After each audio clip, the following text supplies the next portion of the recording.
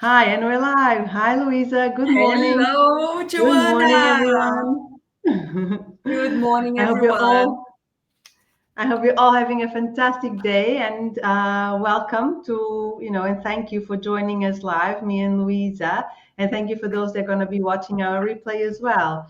Today's topic is all about career transitions in 2025. If you want to make 25 the year that you focus on you, on your fulfillment, on your dream career. So yeah, the time is now, I would say. So before we start the event, I'm just very quickly, for those of you that don't know me, I'm Joanna Orvalho. I'm a career coach. I help women finding clarity in what is it what that they want out of their life, out of their career, and then I also give them the tools to go and grab it, to make their desires a reality. And today I have the pleasure of having with me Louisa Barwood, which is a talent consultant and a career coach as well. And I'm going to let you, Louise, introduce yourself to us. Tell us a little bit about yourself as well. Hi, Joanna. I'm delighted to be here. Hi, everyone. As Joanna mentioned, I'm a talent consultant and career coach. After spending 15 years headhunting and assisting people to find positions, now I find professionals, I help corporate professionals who feel stuck, undervalued, overview how they can position themselves to attract the right opportunities. And as Joanna said, there is still time. So I'm delighted to be here with her today to talk about some career strategies for career moves in 2025. Perfect. So, Joe, I'm going to start, ask you a few, Yeah, first let's question. go. So, do you see any big career transition trends in 2025? And how can professionals prepare for them? Yeah, so the big trend that we are seeing is literally about companies looking to multi-skilled workers. It's all about knowing your strengths, knowing what value you bring to roles, because as we all know, AI is taking over some of the roles. There are new areas emerging as well about sustainability, climate change, all of it. And these are all new areas for everyone. No one is, an expert yet. So the idea really is that you are very clear. Again, the clarity is going to be, a buzzword today is going to be one of the themes, but it's all about, knowing yourself, knowing what you bring to the table, your value, your skills, and above all, knowing what is it that you want out of your career. Clarity is power. Now, I spent the past few days watching the Tony Robbins Summit, the Web Summit, and he was amazing. And he was saying over and over and over again, clarity is power. So true. You need to know what you want. If not, it's never going to happen. Know what you want, go and grab it. And yeah, so this is all about that. It's about knowing, as you were saying as well, how do you find the perfect role? Is knowing you, knowing all of those tools. And we're going to be touching on all of those tools as well to help everyone to get their dream job. But above all, know what you want to do and know what value do you have so that you can demonstrate in every interview, in your business cards, which are your CVs, your LinkedIn profiles, all that you are, all that you bring, because companies are looking for that. They're not looking for someone to do one thing. No, they're looking for the multidiscipline individuals, the ones that can adapt, that can quickly change, they can quickly think and approach things with curiosity and with adaptability. So that's very, very important. So I would say that as a massive trend, that's what I'm seeing. Do you agree? I agree 100%. And as you said, the pace of change is so fast. And as long as people are flexible, adaptable, and I agree 100%, as you said, about AI, how it's changing. And even last week, I believe, or 2 weeks ago, we had the growing, top growing roles in the UK, and AI is on the top, Yeah. position. So super important, I think, at this stage for professionals to understand where they are with the AI journey as well, in order to ensure they bullet, they kind of, proof their careers as well. Yeah, yeah. And I feel as well, Luisa, that sometimes people they hesitate to change careers because they somehow think their CV must be in a certain way, that they almost need to fit this perfect mold to do it. So do you find that those who embrace actually more authenticity, they embrace their own unique leadership style, their strengths, that they can transition in a more successful way? Absolutely. I think, especially nowadays with AI, the CVs are the same. Yes, and it's so important to have the clarity, as you mentioned, to understand who you are, what kind of impact do you want to have, and embracing your authenticity, because that's what's going to make you stand out, and also adding your uniqueness and how you build yourself, you build your position as well as an authority in your field. I agree 100%. And I would say as well, a big mistake after being talent management for such a long time is thinking that you can be successful, just think you have to fit this mold. But your superpower is your main power. Your authenticity is your power. So I think it's very, very important, having this clarity: who I am, what do I want to do, what kind of legacy do I want to leave behind, and then go from there. 100%. I agree, I agree. I It's mean, authenticity is such a buzzword, but it's so true. We need to be true to who we are, what we want to do, and our values. Yeah. Yes, and also I would add as well, and having this intention, because once you know who you are, where you want to go, it's much easier for you to attract the right opportunities for you as well. Yeah, or even Excellent. So I'm knowing gonna. what to say no or yes, right? Because sometimes opportunities present themselves. I remember when I was back Yeah. in corporate, sometimes opportunities, they just appear. You're not really searching for them, but they just appear in front of you. And without knowing, this is what I want to achieve, even though you might not know the exact steps to get it, or might not know the perfect job title. But if you have like a bit of a vision in terms of what is it that you want, that will help you to determine, well, okay, is this opportunity going to help me to get there? Yes or no. So they can help as well. Is this the right move for me? Kind of to identify what is the right transition. So yeah, because I remember I used to go with the flow. And then I ended up in places that, I don't think I'm really happy here. And I know that this happens to a lot of people. So again, it's good to take control, I guess, knowing what you want. Yeah. And I love that, because it's going to lead to our my next Yeah. question. Probably we see many professionals who feel they are stuck. How can they start gaining clarity? And how do you see the transferable skills playing a key role in opening new opportunities? Yeah, transferable skills. Oh wow. I talk about this so much, but it's the must ingredient. It's not a nice to have, it's a must when you're looking at career transitions. And it all starts with understanding, okay, what is it that I can do? So for you to start understanding what is it that you really want to do, you need to start understanding kind of what's within your remit as well. So when I work with a client, I take a step back and I look at the clarity piece, as you mentioned in your question as well, is okay, forget your SWOT analysis, forget your skills for a second. If you had a magic wand, where would you be? What would you be doing? That's really kind of the type of things that I like to start.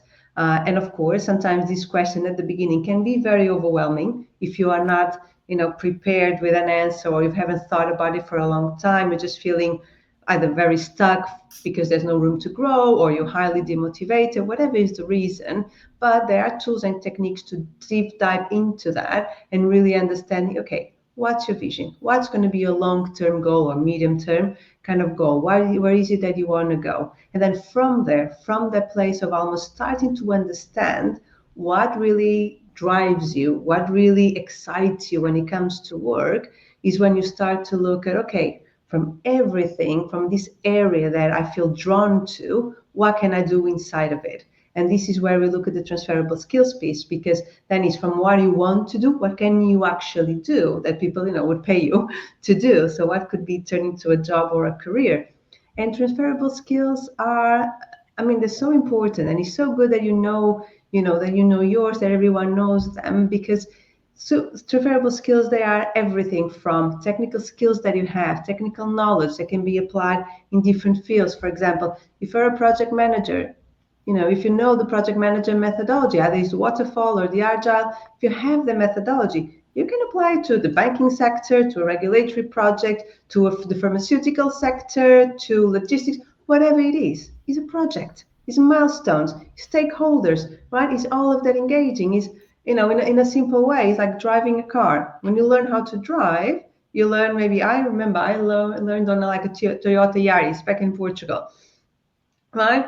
Very small car. I was going around. I learned how to drive, and then from that moment, I've driven dozens of cars. If not, even more cars. Like so many cars, so many different types of cars, manual gears, automatic gears, this and that. One wheel on the right side, one wheel on the left side, because of being in UK and Europe. So once you learn that skill, it's an ability that you gain, and you can apply that ability to numerous different places. And this is the same with the skills at work, either be your technical, your soft skills. For example, if you are good at managing people, if you are good at resolving conflicts, if you are good at managing upwards, sometimes we have to do it, right? So all of that, all of those soft skills, or it could even be your natural talents.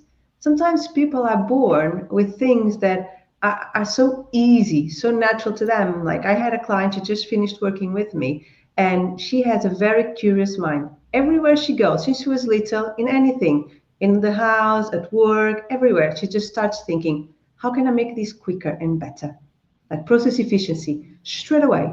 And she told me, when I've asked my team to do this, they can't do it. And I said, of course they can't, because you were born with that. And because you have that amazing talent, you believe that everyone's brain works the same. It's not, it's your talent. You were born with it. No one taught you, you were born with it. So it's all of it. And it's recognizing those, even in these three different buckets, your technical, your soft skills, and then your natural talents, but spending time to look back, okay, what is it that I'm good at? What is it that I'm able to achieve? And dissecting that to come up with those skills. And this is the holy grail. This is what you can use to then say, okay, I can bring this amount of value to anywhere I go. Anywhere I go, this is what I can do. And this not only, helps you to make a career transition when you know what you want to do, but if you're also still figuring that out, you kind of in that limbo, it opens up the opportunities because you say, wow, when I know my core value, I know that I can go anywhere. So from those areas that I can go, which is the one that excites me the most. So you can work in parallel as well. So yeah, I see that as, it's so, so, so, so useful. It's definitely a must. What do you think? Do you agree with me, Luisa? Yes, I would say it's so important to play to your strengths because, in a way, when you know what you are good at, it's so much easier for you to understand what you bring to the table, right? For, your next opportunities. What can you tap into? And I would also say it's so encouraging as well. If you look at the hiring market, the main trends, among the main trends would be the skills based hiring. So nowadays, many organizations, they have the skills bank where they can tap into this skills bank to understand who they can how can I say develop, or what kind of talent they need to hire, or what kind of talent they already have in house. And I think it's super important. And to summarize what you said, I would say, the clarity bit is very important as well. As you mentioned, this reflection time to reflect. What Mm, do I want? What am I good at? Right? I think when you combine the clarity, your strengths, and also, the trends in the hiring world gives you an indication which path to take. Yes, I would say that. yeah, yeah. No, I agree. And I also know that, in terms of career transitions, Luisa, you talk a lot about personal brand, networking, and I also see them as key. Do you believe they are, or how do you see them as being key to a successful career transition? I think the game has completely changed. Being recruitment, in recruitment for the last 15 years. Before, in the past, you would just apply for a job and you would get a phone call for an interview. But nowadays, more than ever, if you follow this old strategy, apply, Mm, wait, and hope, you are going to be stuck. Uh, Apparently, like up to only 7% of people are successful that way. And And when you come to, talent acquisition, headhunting, hiring, most of the roles, the best roles, they are in the hidden market, right? There are a few reasons why they can be in the hidden market.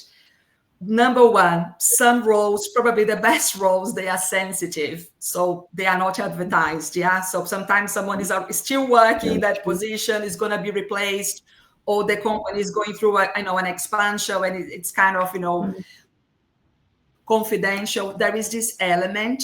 Also, nowadays organizations, they have very strong employee referrals, so everyone is trying to recommend someone as well, so they have the referrals. Networking, these positions, they end up being filled by networking. And I always reiterate, my posts with my clients, it's so important for you to, in this era, again, going back to AI, everything is the same. It's so important for you to build your personal brand, because if you know how to build your personal brand, and if you optimize your LinkedIn, because it's not just your CV anymore, forget about your CV. Recruiters are so overwhelmed. When I talk to my peers, not all CVs are reviewed. There is a window, they have a little short, time to review. If you say you have 3 CVs, you send them, through.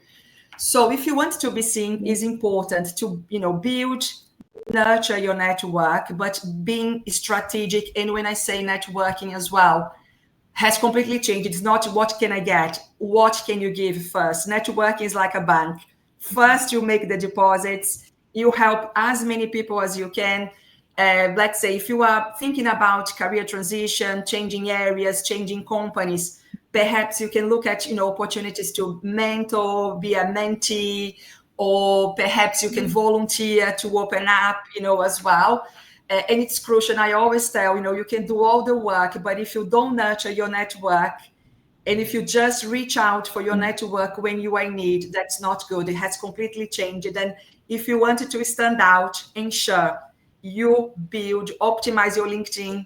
As I mentioned before, some people, they don't realize that your LinkedIn is working for you 24/7, 365 days. You compare your LinkedIn and your CV. Few people will have access to your CV, but your LinkedIn is your digital CV. Everyone can have access to it. And it's such an outstanding real estate for you to advertise what you can bring to the table. And I understand some people are like, oh, I feel shy. I don't want to be bragging, but you have to know your worth, because if you don't know your worth, you don't know your achievements. If you don't showcase your achievements, no one else will showcase your achievements for you. So I think the game has changed, and to adapt, especially with this technology, all the pace, AI, ensure personal branding is key. Is when you are not in the room, watch people, they talk about you. And when you connect as well on LinkedIn, many people, they ask me, what can I be doing on LinkedIn? First, update your LinkedIn often.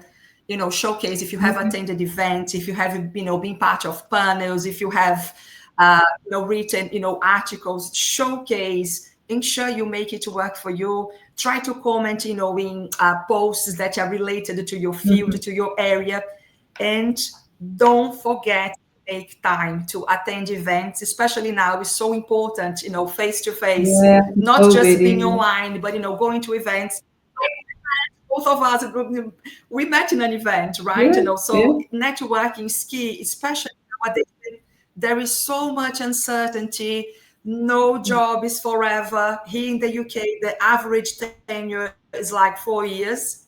So, in order to bulletproof your career, ensure you are seen. If you are not seen, you are forgotten. So that would be a key thing. What do you think? How do you see personal branding and networking as well? How do you see that? Yeah, I like that. I like there's a saying that's kind of far from the sight, far from the heart almost. It's a little bit like that, I guess, here, which is if people can see you online, they're not gonna be thinking of you when a role comes up. And it still surprises me like how, a lot of us, you can post a picture of your breakfast on Facebook, on Instagram, and let's face it, who cares about what you have eaten for breakfast, right?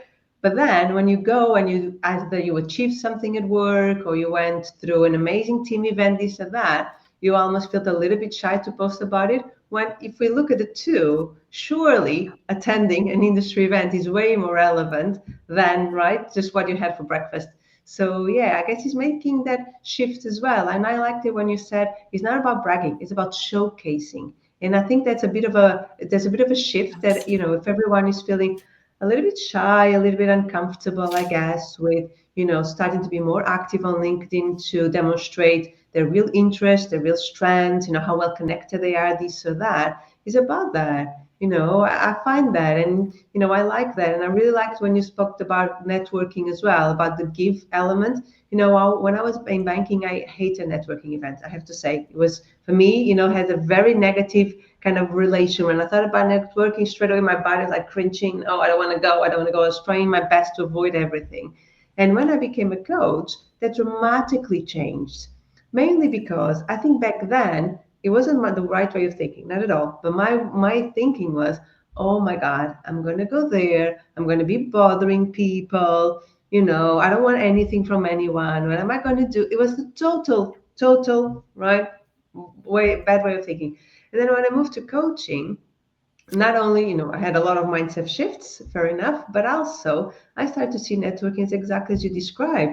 I was like, actually, I'm in this area now of service. I love to help people. I love to get to know people. So I went with a total different mindset, not expecting anything, just expecting, to get to know people, to maybe share a little bit of knowledge, just to socialize a little bit, because it's a bit of a more lonely journey when you work alone than when you work in a team. So I decided to just go. And I guess that's it. It's not only you give, but have no expectations as such. Don't put almost, like a price to the event. Absolutely, yes. No, just go, right? And my And intention, I and I think made an as you intention.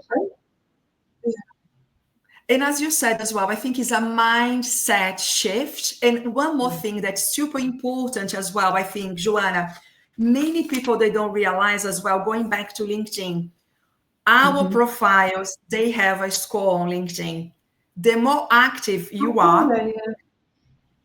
yeah, it's called social selling index, and everyone can check their score if you just Google LinkedIn SSI social selling index score. The more active you are, the higher your Mm-hmm. rate will be. And if you have a higher score, the likelihood of you being on page number 1, number 2, number 3 of a recruiter headhunter is super high. So it means that Mm-hmm. what I always try to tell my clients as well, I think that if you are active, if you have an optimized LinkedIn, if you are network, Yeah. even inside LinkedIn, you can do that. Perhaps if there is a specific company, if you know someone who works there, connect. So how does it feel to work there? But it's Mm-hmm. being genuine as well. It's not just asking, giving, and being Yeah. very Yeah. intentional and Yeah. trying to give back as much. It's super powerful, and I can see with my clients and even with myself how it opens doors. Work on it, check your profile, seeing the opportunities coming your way, which is super key nowadays to stand out. Yeah, because I like that. I like the intention. Every time I was going to a networking event, I also made intentions, but not selling intentions, not taking intentions. Just literally, every time I was going to an event, and I still do this, and it always works. I always say my intention is to make one meaningful connection. That is it. And every time I go, I get to meet someone that I really connect with. In our event, it was you. In different events, right? And it's good. And it becomes as a coffee chat kind of thing. And then it evolves. Sometimes it evolves into a friendship, sometimes, a friendship and working collaborations. And it's great. And it just, it's so valuable. So yeah, I couldn't agree more. Wonderful. I think we have kind of covered my next question in a bit, but Yeah. what would you say for people who are considering a career transition in 2025? There is still time, Yes.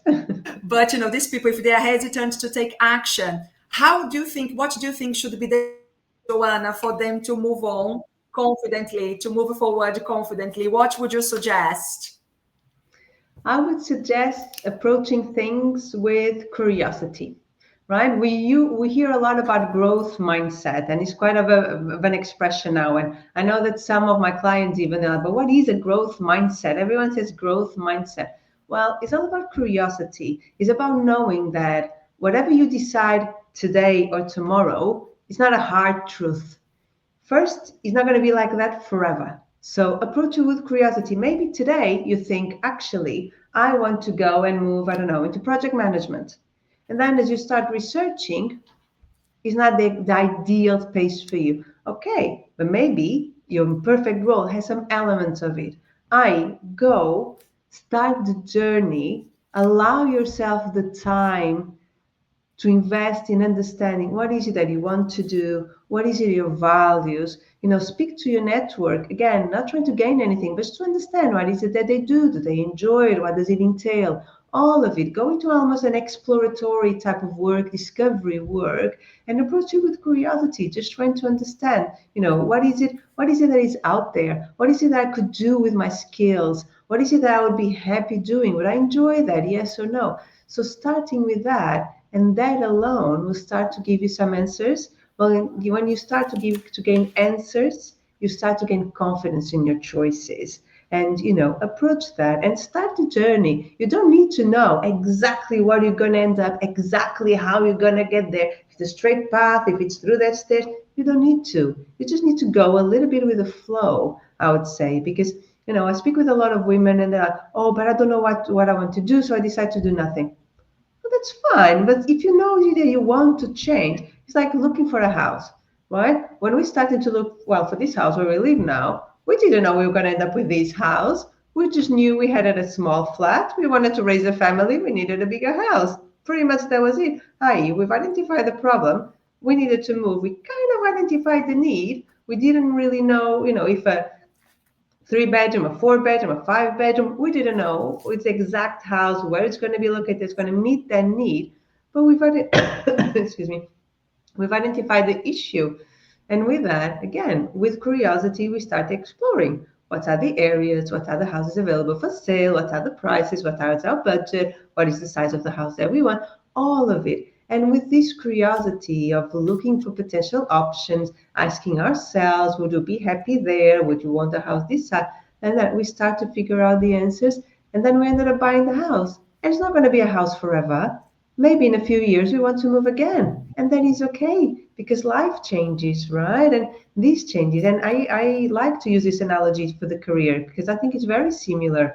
Is, if you know that you are unhappy or that you feel stuck in your role for whatever reason, it's not the right environment, you have a bit of a ceiling, you have nowhere to go, whatever is the reason, to start exploring with curiosity. Allow yourself the time to understand that, and that will start to lead you somewhere. So yeah, don't be too stuck in knowing exactly where you're going to go and they're going to have all the answers of all of that, because when we want everything to be perfect, we never do anything, because as we know, perfection, it goes totally against progress. So just go Yeah, with a little bit with the agree. flow, approach it with curiosity. 100%. Did you know that you wanted to be a career coach for very long, or did you approach it with curiosity as well, Louisa? I'm a super curious person, and I love what you said about curiosity because I think it's such an amazing ingredient to have in life. To an extent, being talent all this time, coaching was sort of no part of the job. But I'm super curious about people. Hence, and I think Me too, yeah, such which a I think great that's why, yeah, strategy. coaching is appealing. Yeah, not just for work as well, but even like for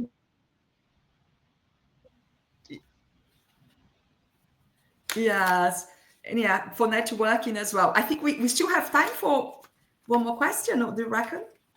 We do, yeah. I think we're approaching the half an hour, and I know that we don't like to extend it very long, otherwise it's quite onerous for people to kind of to watch it. So let's finish up with a common mistake, right? So tell me, Louisa, do you see a common mistake happening over and over again in terms of kind of if someone is struggling with a current career or trying to change their career to transition, what is a common mistake that you see? I would say touches a lot on what you said. Waiting too long.